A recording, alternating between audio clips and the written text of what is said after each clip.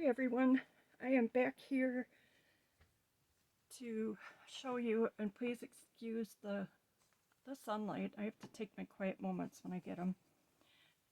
And I wanted to show you some things that I've had in my stash and that I've been working on. I'm going to do these last.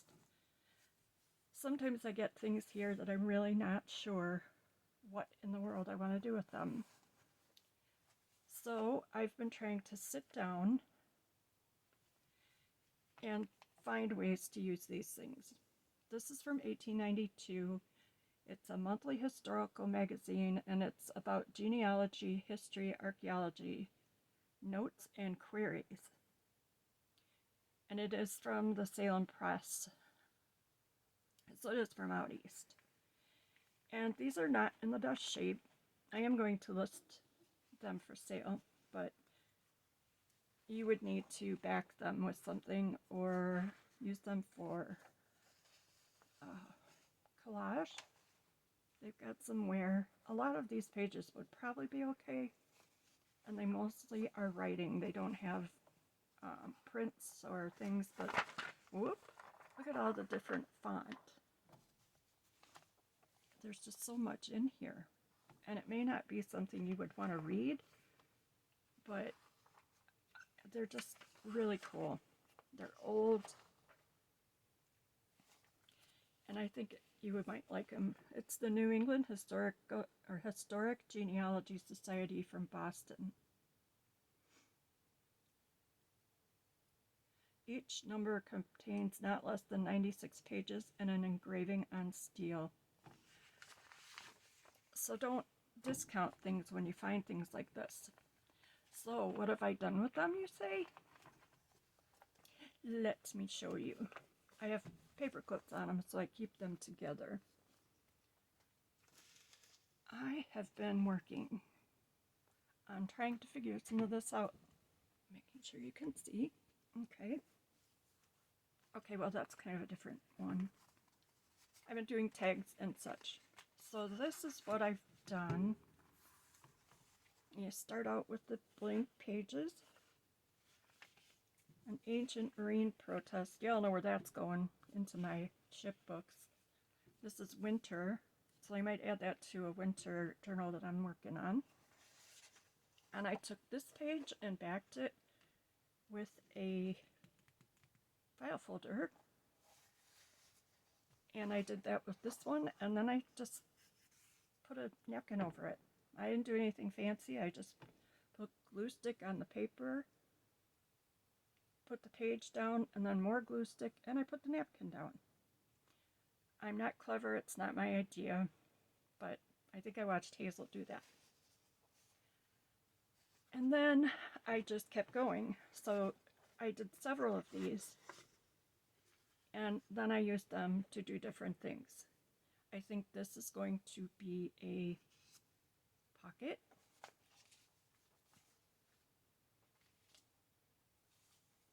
Oop. And I just made a lot of what I feel like are cute tags. I used this one. It's all covered up, but I made a pocket that holds things. These three tags I think look cute together for now. Oops, extra rabbit. You might hear Jim talking. He works here too. Yeah, you can hear him. He's really loud. Loud talker. This is one of Carrie's snippets. So I don't know. Oops, my favorite stencil right there too. And I made this one, which is going to turn up right over into my pirate journal. Renegade pirate parrots. And these I basically was working on. I had to finish them. It might have been from that book. I don't know. So that's what I've done with this one. And then I found this funny thing. Oh, the pirate's house. The last words of Captain Flint. Oh my gosh, how funny. Anyway, sometimes I don't know how these things get tucked in together, but there it is. I will be listing those hopefully before you see this, and this too. I got some papers from a gentleman's estate out in Kentucky. And what I have done is I've sorted them out. The dates will be different in these because I tried to put, well, you'll see. I tried to put different checks in each one. So this is the envelope that they came in, each statement. And there would be one statement. This is from 1928. And there's checks. And different colors. So I tried to put in each pack different checks. So there will be different dates in here. They're from the 1920s and the 1930s. And they belonged to Arthur Wilkinson. And he has quite a story. I did not find any pictures of him or a whole lot of information except what I could find on the census records. He was born in, I've got a whole bunch of notes, so bear with me, 1887, and he passed away in 1954. His wife was Florence. His dad in 1900, Jerome, owned a grocery store, and Arthur Franklin would have been 12 at that point. In 1920, he shows up as a poultry yard laborer, owns his home and had no mortgage, and he was 32. In 1940 and 1954, I found him as an ice house proprietor, ice dealer. It was retail, it said. And on his draft card in 1917, it said he had a medium build, light blue eyes, and light brown hair. He was a live poultry rider. I'm assuming that would have been a truck driver. And he worked for Harrodsburg Produce Company in Kentucky. My notes are stuck together. Oh, phooey. My handwriting is pathetic. Don't look. They had a family farm that he grew up on. In 1900, oh boy, never mind. In 1940, his son Edward, his draft card shows Edward being employed by Kroger Company, grocery store on Main Street in Lebanon, Kentucky. I have receipts here from him from Kentucky Creameries in 1921, and he had tucked a little article out of the newspaper about a Salyersville, Kentucky fire. I don't know the year, but apparently it burned down the whole downtown. So I don't know that he was in that city, but he obviously had some interest in the fire, and I haven't found anything out about that yet.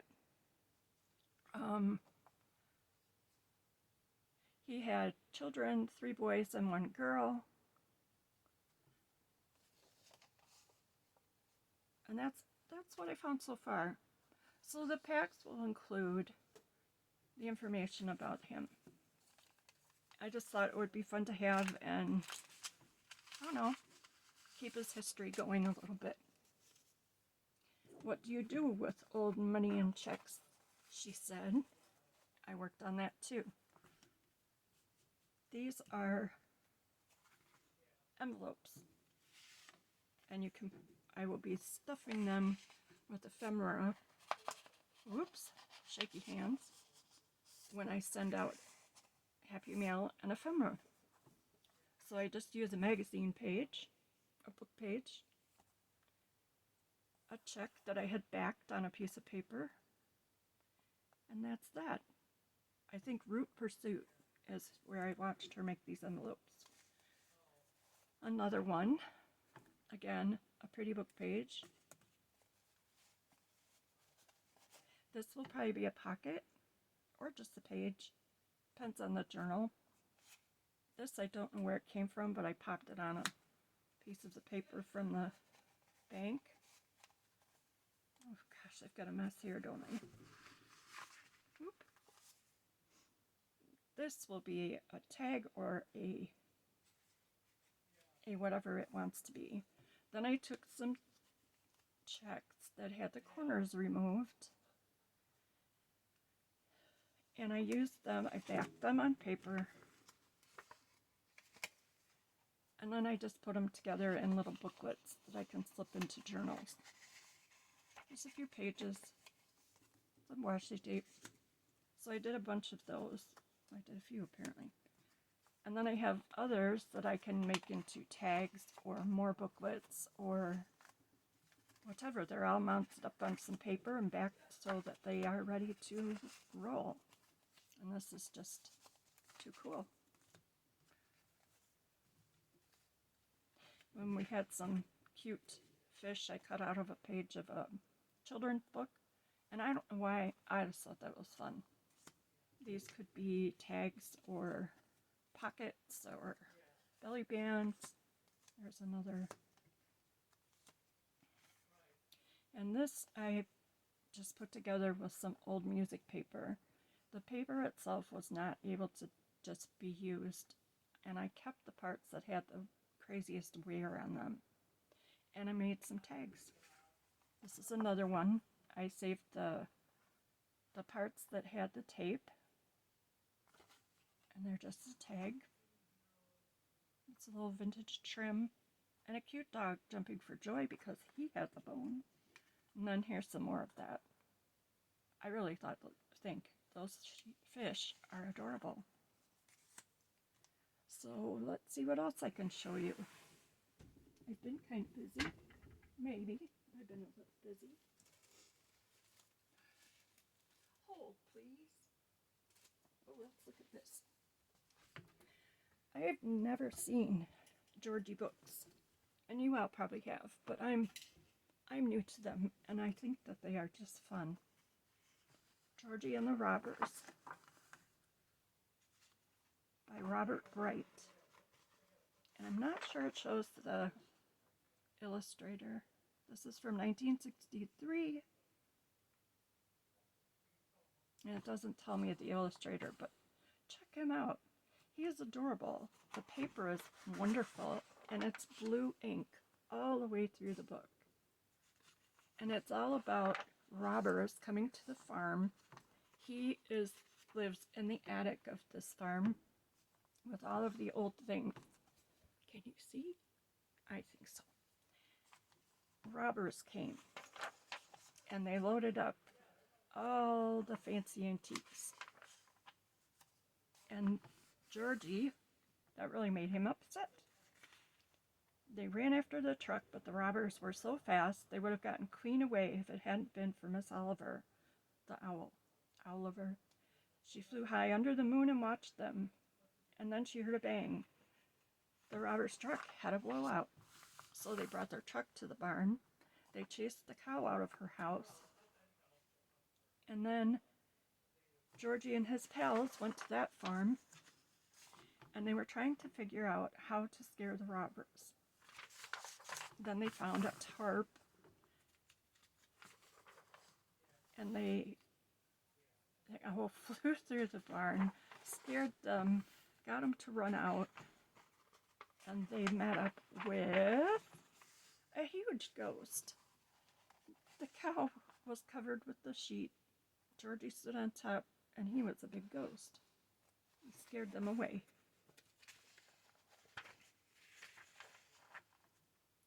The robbers ran, and they ran straight into the arms of the village policeman.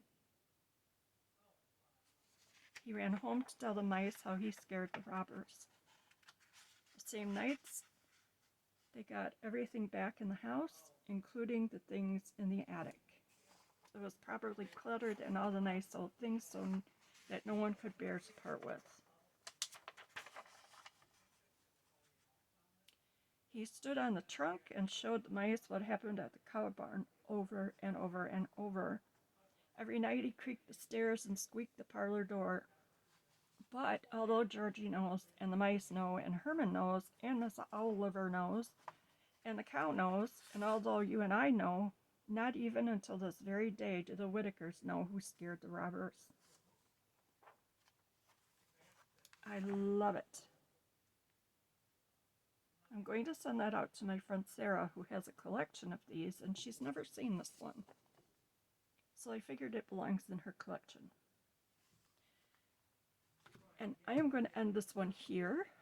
I hope that something might have inspired you to try something new and not to discount old paper, because you can do anything with it that you could do with any other paper. So the packets will be up on the website before you see this, and I hope you'll stop by and give one of them a try. So there is that, and I hope you have a good day. The sheep send smooches, and you are all amazing. Thank you so much.